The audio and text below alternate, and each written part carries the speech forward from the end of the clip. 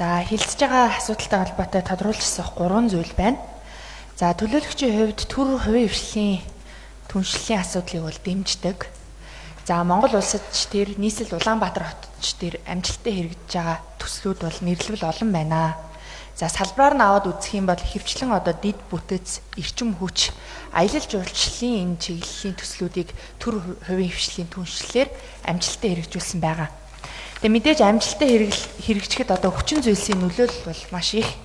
Үүн дотроо одоо эрсдлийг зөв хуваарлах, тогтвортой гэрээний нөхцөлийг хамгийн гол нь тусах ёстой. Дээр нь төрийн одоо зохицуулалтын дэмжлэг, мөн одоо хувийн хвшлийн өөрийнх нь менежмент бас маш чухал байдаг. За сая танилцуулсан танилцуулга дээр дөрвөн улирлын хүлэмжийн асуудлыг бас нэлээд онцолж танилцууллаа. Тэгэхээр Монгол улсад бол өнөөдрийг хүртэл яг ийм дөрвөн улирлын цэцэрлэгт хүрээлэн хүлэмж байгуулсан тийм амжилттай жишээ бол одоогоор байхгүй байна.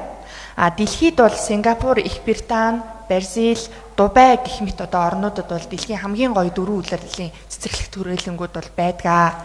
За дээр нь одоо Хятад Солонгосын дөрвөн улирлын цэцэрлэгт хүрээлэнг монголчууд бас аялал жуулчлалын чиглэлээр нэлээд үзэж танилцсан болов уу гэж бодож байна. Би бас өөрөө ногоон байгууламжийн салбарт, байгаль орчны салбарт ажилладаг байхдаа надад бас ийм мөрөөдөл байсан юм аа. Монгол улсад ийм гоё дөрвөн улирлын цэцэрлэгт хүрээлэн байгуулах юмсан, барих юмсан гэд. Тэгээ ихэвчлэн одоо дэлхийн улс орнууд бол аялал жуулчлалын чиглэлээр дөрвөн улирлын цэцэрлэгт хүрээлэнг байгуулдаг байгаа. Тэгээ жишээ хайгаад үзсэн чинь Улсын их хурал болон хөдөө аж ахуйн их сургууль Солонгосын засгийн газартай хамтраад Smart Greenhouse гэх төсөл хэрэгжиж эхэлж байгаа юм байлээ. Тэгээд нийслэлийн хувьд ингээд аваад үзэх юм бол нийт нэг 50 гаруй гааталбай дээр үйл зүйний хүлэмж байгуулсан юм туршлага бол байгаа. За дөрвөн улирлын хүлэмж бол улсын хувьд ч нийслэлийн хувьд ч ингээд амжилттай хэрэгжээд иргэдтэй хүргэсэн тийм төсөл бол байхгүй байгаа. За тэгээд асуултын хувьд нэгдүгээрт ерөнхийдөө энэ дөрвөн улирлын цэцэрлэгт хүрээлэнг хоёр байдлаар хөвчлэн дэлхийд одоо байгуулж байна. Нэгдүгээрт технологийн одоо дэвшил талд нь илүү анхаарч, за хоёрдугаарт архитектор төлөвлөлт талын илүү анхаарч, илүү одоо онцгойруулж байгуулж байна. Тэгэхээр энэ байгуулах одоо дөрвөн улирлын цэцэрлэгт хүрээлэн аль шийдлийн одоо төлхөө анхаарч, аль шийдэл дээр илүү ач холбогдол өгч бүтээн байгуулалтаа хийх гэж байгаа вэ гэдгийг нэгдүгээрт асууя. За хоёрдугаарт монголчуудад бидэнд бол туршлага байхгүй. Тэгэхээр олон улсаас дэмжлэг авах бах. Мөн Монголын бас мэрэгчлэтнүүд, эрдэмтэн судлаачид баг ажиллах бах. Энэ дээр одоо ямар бодож төлөвлөсөн зүйлүүд байгаа вэ? Энд чинь байгаль орчны чиглэлээр, барилга архитектурын чиглэлээр маш том баг ажиллаж ийж энэ том бүтээн байгуулалтыг чи хийн штэ. За гуравдугаарт нь энэ төслийг одоо хэрэгжүүлэхээр National Energy Complex гэдэг компани ажиллах юм байна. Энэ танилцуулгыг хийсэн байна. За тэгээд энэ компанийг судлаад үзсэн чинь энэ компани өмнө нь яг ийм ногоон байгууламжийн чиглэлийн, байгаль орчны чиглэлийн ямар ч одоо төсөл хөтөлбөр хийж байгаагүй 2018 онд байгуулагдсан ийм компани байх юм. За тэгээд үйл ажиллагааныхын чиглэлийг харсан чинь мэдээлэл технологи, төсөл хөтөлбөр, онлайн худалдаа, тэгснээ бүр автомашины худалдаа, аялал жуулчлал, автомашины сэлбэг засвар гэдэг ингээд тэгээд нэг ах トゥ хоёрын байгуулж исэн компани юм уу да. Тэгээ ийм ач холбогдолтой. Тэгээ нийслэлээс эн чинь өчнөө газар өгөх гэж байна. Налах дүүргийн хувьд, налахын иргэдийн хувьд бас ач холбогдолтой ийм байгууламж байгуулах гэж байна. Эн чинь ядаж барилга байгууламж эрхлэх тусгай зөвшөөрөлтэй, ийм туршлагатай. Тэгээ улсад хийж хэрэгжүүлсэн тендер төсөл хөтөлбөрийн тийм ямар ч түүхгүй ийм компани ингээд энэ ажлыг хийх гэж явж байгаа юм. Энэ одоо ямар учиртай юм болоо? Ер нь энэ нийслэлийн улсын хэрэгжүүлдэг энэ амжилттай, шаардлагатай аятайхан төслүүдийг ийм цаасны, цүнхний гэж нэрлэгдээд байдаг компаниуд аваад босгосон түүх бол байхгүй, унагсан түүх бол харин их байгаа шүү. Тэгэхээр ийм ач холбогдолтой, ийм чухал төслийг бас нэг цүнхний компани авч байгаа юм биш үстэй гэсэн хардталт бол төлөөлөгчийн хувьд надад байна. Энэ салбарыг мэддгийн хувьд. Тэгэхээр энэ асуултанд бас надад тодорхой хариулж өгөөч. За энэ зөв төлөөлөгчийн асуултанд хариулъя. Эцэг даргын нэгдүгээр орлогч давадлаа.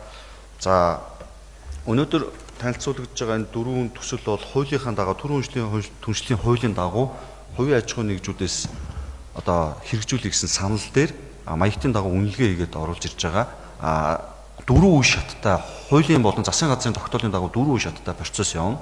дөрвөн шаттай процесс яваад тэзүү боловсруулагдаад иргэдийн төлөөлөгчдийн хурлаар 4 удаа орж зөвшөөрөл авч үе шатандаа бичиг баримтын хувьд нийцэл явж байгаад ингээд аж ахуйн нэгжүүд бол сонгон шалгаруул уралдаанд ингээд нөгөө уралдаанаараа шалгарж байгаа ийм процесс гэж байна. Тэгэхээр өнөөдрийн танилцуулган дээр орж байгаа бол энгийн санаачлагыг маягтын дагуу дүн шинжилгээ хийгээд орж гсаалтанд оруулж байгаа. Цаашдаа бид нар хуулийн дагуу тэр тэзүүгийн батлуулах, зураг төслийн нэг ажлын хэсгийг гаргах гэдэг энэ бүх процессыг 4 үе шаттай явж эрдэнэ төлөөлөгчдийн хурлаар 4 удаа орж ирнэ.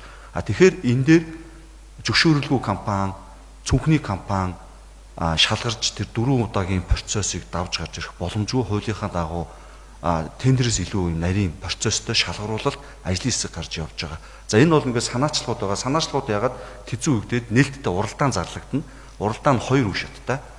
Уралдаан залруулалт явагдах учраас энэ дээр бол тийм цүнхний компани юм уу тийм компанид орж ирж байгаа асуудлууд гарахгүй гэж бас хариуцлагатай хэлье. За дөрвөн улирлын цэцэрлэгт хүрээлэн болохоор налах дүүрэгд ингээд хэрэгжүүлэхээр хувийн хвшил өөрөө ингээд санаачлаа гаргаа авсан байж байгаа.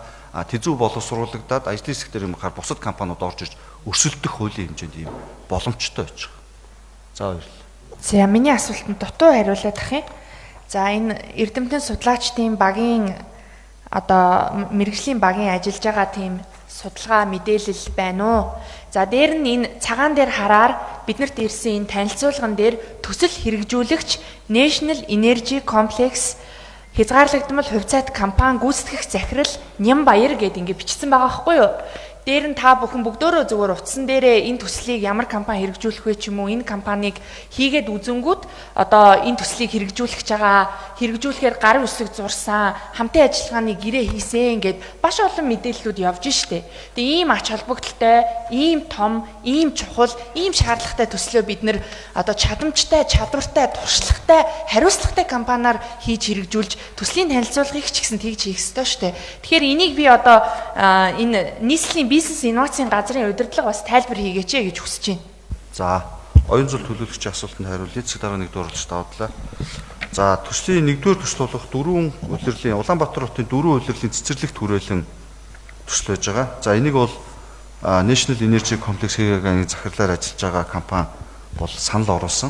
За, санал оруулсан дээр бол бизнес инновацийн газар бол дэмжиж бизнес талаас нь бол дэмжиж зөвлөгөө өгöd ажиллаж байгаа. Бизнес инновацийн газрын чиг үүргийн хүрээнд. За Улаанбаатар хотын хувьд төрийн үндэсний түвшлийн хуулиндаа аливаа нэг этгээд төсөл санаачлаад өөрснөө хэрэгжүүлье гэж байгаа тохиолдол төр бол үнэлгээ хийгээд тэгээ жагсаалтанд оруулж байгаа асуудал байж байгаа. Тэгээ энэ цаашдаа 2-3 үе шаттайгаар явагдана. Яг энэ зориултыг хийх чадамжтай компани хуулийн дагуу 4 үе шатыг дамжиж шалгардаг ийм процесс байгаа. Хэрвээ энэ компани өөрөө чадамжгүй цааш хийх боломжгүй бол 2-3 дахь үе шатнаас угаасаа хасагдана гэсэн. За баярлалаа. За тодруулж хажуугийн микрофон хариулъя. Бизнес инновацийн газар. За сайн бацхан уу. Нийслэлийн бизнес инновацийн газрын дараа төгөлдөр асуултанд хариулъя. За нийслэлийн бизнес инновацийн газрын хувьд бол энэ төсөлд бол зөвлөгөө өгөх талаас нь бол илүү оролцож байгаа.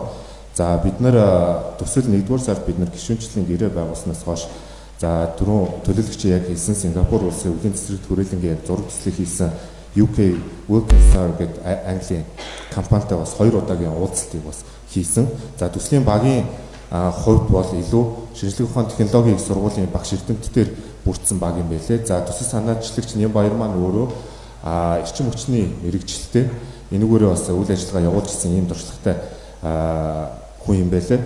За төслийн хувьд илүү түрүүний асуултан дээр асуусан архитектур юм уу эсвэл технологийн шийдэл байх юм уу гэдэг дээр бол илүү технологийн шийдэл буюу энэ ногоон эрчим хүчийг бас нөгөө хэмнэлттэй явуулах ийм төсөл байгаа. Хариуцлага байна. Судалгаа мэдээллийг хин хариулах. Яг судалгаа мэдээлэл. Яг нарийн судалгаа тооцоо мэдээллүүдийг бас төлөөлөгчд бас албан бичгээр би дахиж хургуулъя. Хизээ. Өнөөдрийн дотор хургуулъя. Тэгээ энэ компани чинь шалгарсан юм уу? Шалгараагүй юу? Жигсаал. За, Батэрбек. Тэгэхээр энэ төсөл сонгогч даргуулын хувьд бол дөнгөж эхэлж байгаа гэж ойлгож байна. Нэгээс нь хувийн хвшил талаас санал гаргаж байна. За, хувийн хвшлийн гаргасан саналыг хүрээнд тэр хувийн хвшлийн төлөвшлийн тухай хуулийн дагуу бид бүхэн урьдчилан шинжилгээ, бүрэн шинжилгээгээд үе шаттайгаар бүх юмнуудыг хийх гэсэн үг. Тэгэхээр нөгөө энэ төсөл маань өөрөө тухайн компани шууд авчиж байгаа гэсэн ойлгол бас биш. Тэгэхээр энэ чинь эрсдлийн дүгнэлгийг санхүүгийн шинжилгээ хийн. За нөгөө компани холбогдох бүх судалгаануудыг хийж дуусаад тэзүү боловсруулж дууссаны дараагаар нээлттэй сонгогдол зарлана гэсэн үг. Эднийх бол зөвхөн төсөл санаачлагч буюу нэгсэндээ санаачлагчийн давуу эрхийн оноог л авна гэсэн үг. Түүнээс биш бусад яг шууд төсөл дээр шалгараад энэ компани шууд хийнэ гэсэн ойлголт бас биш ээ гэдгийг танд тодруулж хэлэх зүг байх. За нөгөө талаар болохоор төв хөгжлийн түншлэлийн тухай хуулиар болохоор тодорхой хугацааны дараа болохоор энэ болохоор буцаагаад төрд шилжиж ирэх тийм зохицуулт бас байж байгаа. Тэгэхээр бид бүхэн бас хувийн хөгжлийн хөрөнгө оруулалтыг хийгээд тухайн компани маань өөрөө тодорхой хэмжээний ашиг болон өртгөө нөхөөд тодорхой хугацааны дараа болохоор төрөлөө буцаа шилжүүлж авах тийм нөхцөл бас байгаа. Тэгэхээр төв хөгжлийн түншлэлийн тухай хуулийн дагуу 15 дахь зүйлийн дагуу За өнөөдрийн дотор багтаагаад оюун зохиолын төлөөлөгч нэмэлт асуултнуудад тодорхой тайлбаруудыг өгнө.